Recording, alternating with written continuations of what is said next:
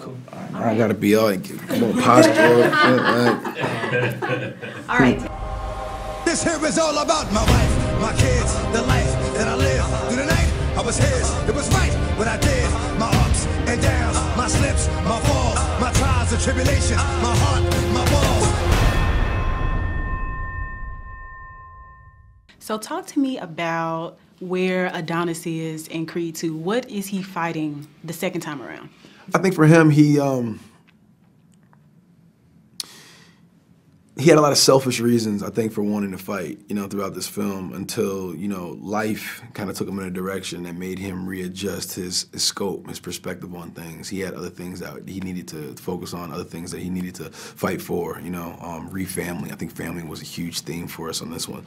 So for Adonis, I think him realizing what was most important for him and his why for fighting, once he got that locked in and he allowed himself to heal and be angry about certain things and have that closure. And once he healed from that, I think he was able to step into the ring with like a new pair of eyes and be able to collectively have a group. I think the Creeds, I think that whole corner was fighting Drago, not just Adonis in the ring and Victor. If you want to fight this man, that's your business. But don't pretend this is about your father. Talk about the role of women in this movie. You got your moms, she's holding you down. You have your fiance that's holding you down. They kind of keep you grounded throughout the movie, even though you're a little stubborn in the beginning. Yeah. No, I think the role of women, we just want to make it realistic, I think women are the backbone of my family and a lot of families that I know. And grandmothers, moms, sisters, aunts, just cousins, everybody. I think that we wanted that tribe, that feeling. We wanted to bring that to the screen. We wanted, how they support us. How they have their own careers, they have their own agency. We wanted full 360, well fleshed out characters that had their own purpose, not just being there, being my love interest or being there to motivate me. We wanted to have a good balance between Bianca's career and Adonis's career.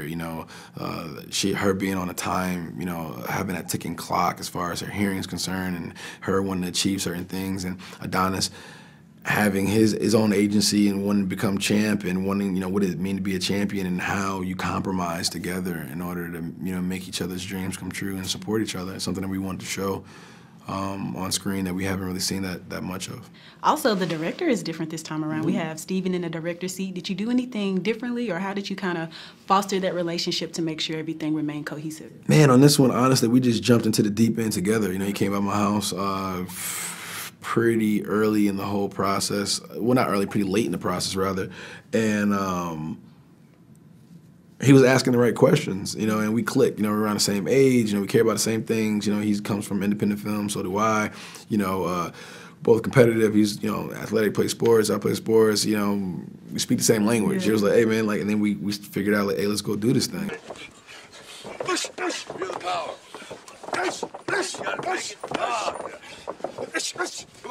So I'm glad that we're in the franchise mode, and we'll probably have a lot more Creeds to come.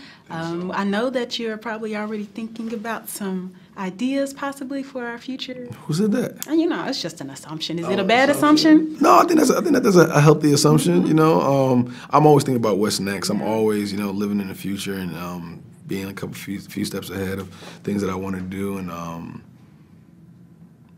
hopefully within success we have, Creed 3, 4, 5, I would like that. 6, however many before it starts getting cheesy. Yeah. whenever somebody's like, yo, Mike, that ain't it, then it's like, all right, we're done, we're gonna hang it up. But no, I got some ideas for this, and hopefully I'll be able to execute that in the future. Yeah, and you've been so busy within the last year. Have you been able to take a moment to kind of reflect on all the accomplishments you've had? No.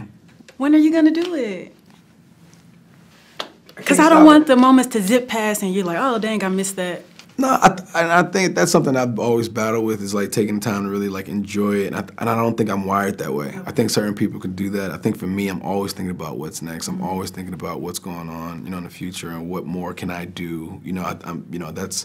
That's me.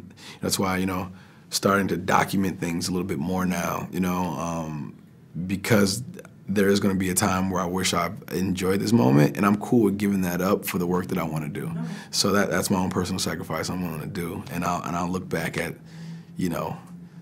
you know, maybe there'll be a doc 20, 30 years from now, and I'll be able to sit back and, oh, that was pretty cool. Oh, yeah, I do remember that. And I'll be able to reminisce with the people I really care about and the people around me, and that's good enough for me.